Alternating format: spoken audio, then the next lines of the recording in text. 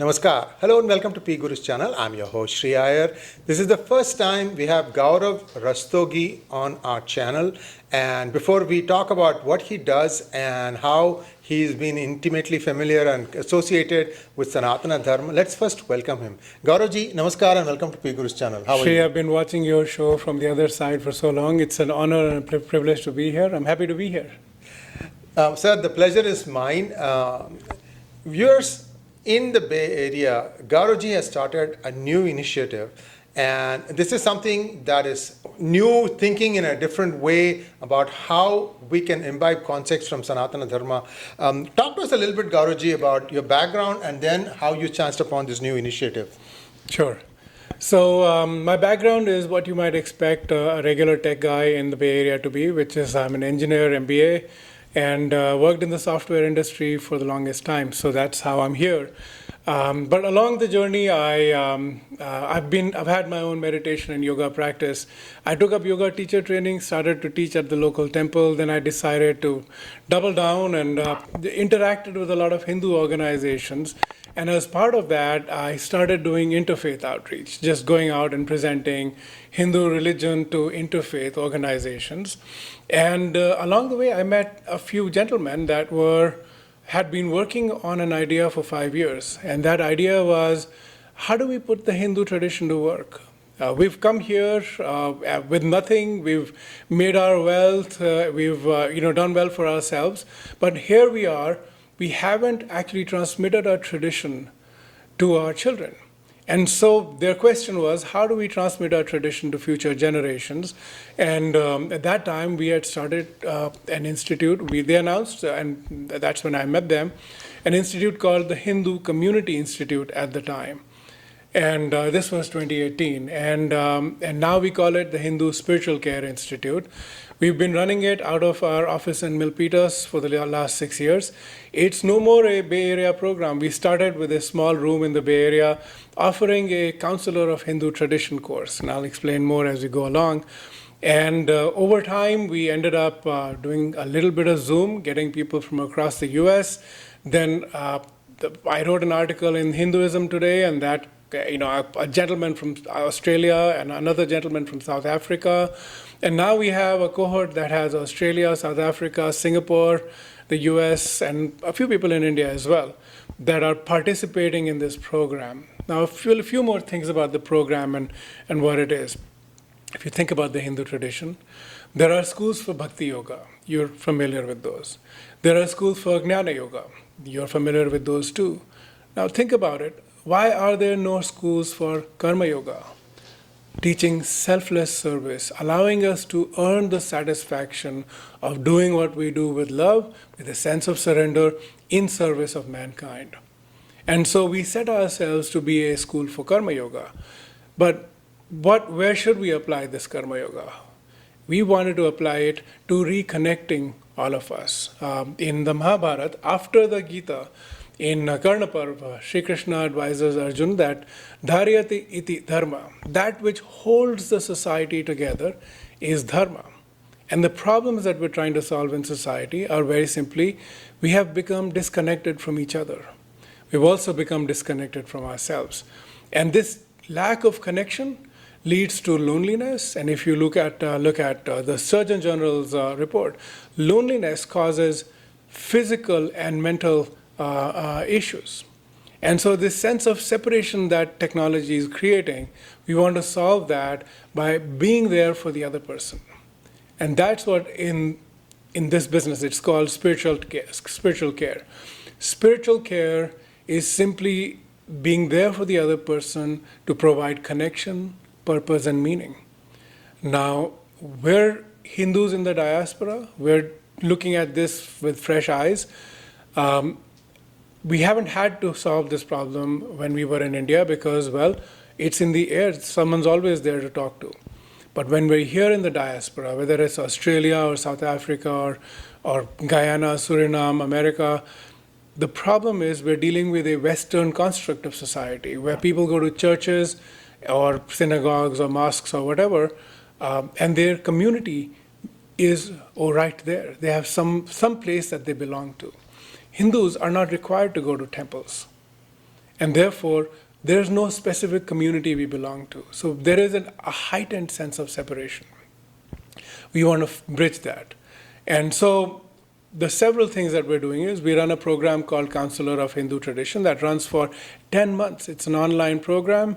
It's very intensive. And for 10 months, mid-career professionals, amazing people, come in and participate in this learning where they get to understand what's happening at, as part of being a sandwich generation, what's happening in palliative care, cancer, what happens at end of life, what are the Hindu rites and rituals, what is karma yoga, what is selfless service. All of these things we cover in a 10-month period. Now, a few years ago, an interesting thing happened. We have a ongoing conversation with GTU in Berkeley. GTU is Graduate Theological Union. It's a collection of theological programs that have come together to create something across religions. And they told us, the president at the time when we met them, he said, you should get into chaplaincy. And we said, no, not for us. Chaplaincy is Christian. We're not doing any of that. And this gentleman was Jewish. So he said, well, look at me. I'm not a Christian. The other people that are here are not Christian. Chaplaincy used to be a Christian thing where you go out and minister to your flock, so to speak. That's no longer the case. It's now a term the same way as an engineer or a doctor or a lawyer. It's a profession.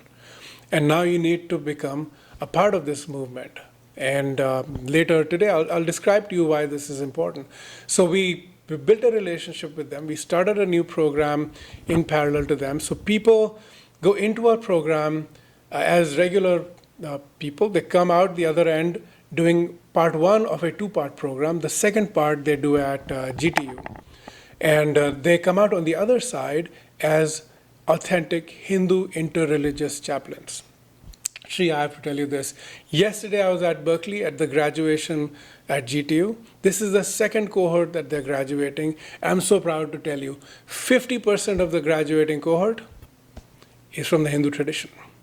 And this is extremely important. Now we're showing up in places where, as I can, if you have more time, I'll explain. The Hindu tradition is designed for this sort of thing where we're bringing meaning and purpose and connection to people, not just Hindus, anyone who needs it. And so a Hindu interreligious chaplain is equipped with more tools than the average Western person because we have access to so many other ways of insight. So to sum up, we started an institute about 6-7 years ago, and we're now running a global program. We have about 300 volunteers, and we're gaining in strength. People are coming out the other side as Hindu interreligious chaplains, and beginning to serve in hospitals, universities, and so many other places. Thank you so much, Gaurav. Next, I wanted to ask you a question about, so you get this course, that's one way. On a day-to-day basis, do you offer something like, a yoga program or something like that where people can just participate for 15-20 minutes, but that sets the mood for the day. They know what they need to do. This is energy, really how you harness your inner energy. Yeah, interesting you ask. So you remember COVID? And yeah. So when COVID happened, I used to teach a class at the 𝗤𝙗𝙗 temple, and Friday, COVID, the lockdown was declared for 2 weeks. And my class was Saturday, and I said, well, we're not meeting tomorrow. Here's a Zoom link. Why doesn't the class show up?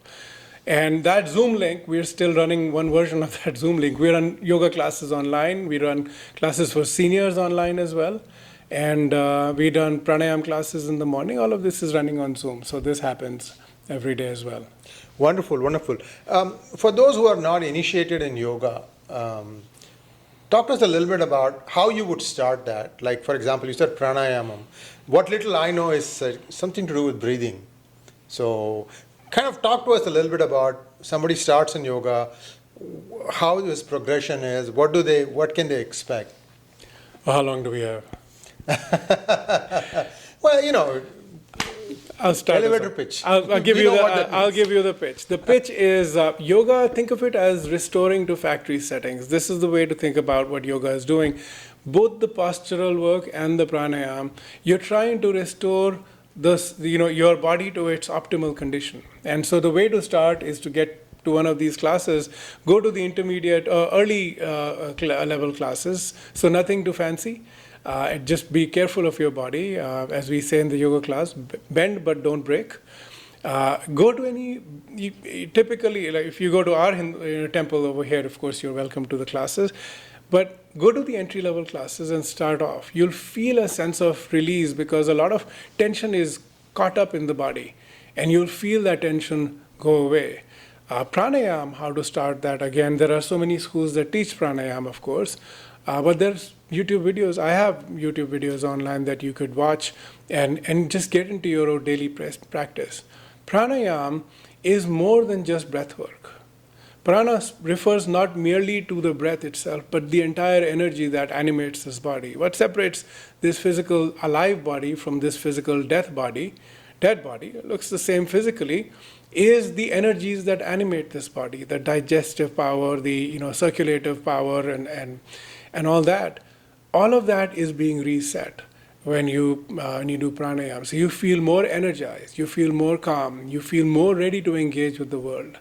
Sree, one of my projects has been convincing professionals that you need to learn to meditate. Not because you think it's optional, but simply because in today's world, we are extremely powerful, trillion-dollar market cap machines are working to keep us distracted and simultaneously working to take away work that requires low attention. So you can work the math. Which way is this going? The only way to respond to this is to take back your mind, attention, and energy. If you're a professional, you need to not just learn to meditate, you need to include that into your everyday work. That's a wonderful way to explain it. Thank you so much. It's a long elevator ride. Well, we went up the Empire State Building. We're going to have some links for you viewers in the description section of our video, so you can follow it up in case you want to get to know more about this. Like you said, now it is online, so you can be anywhere in the world and you can participate in this.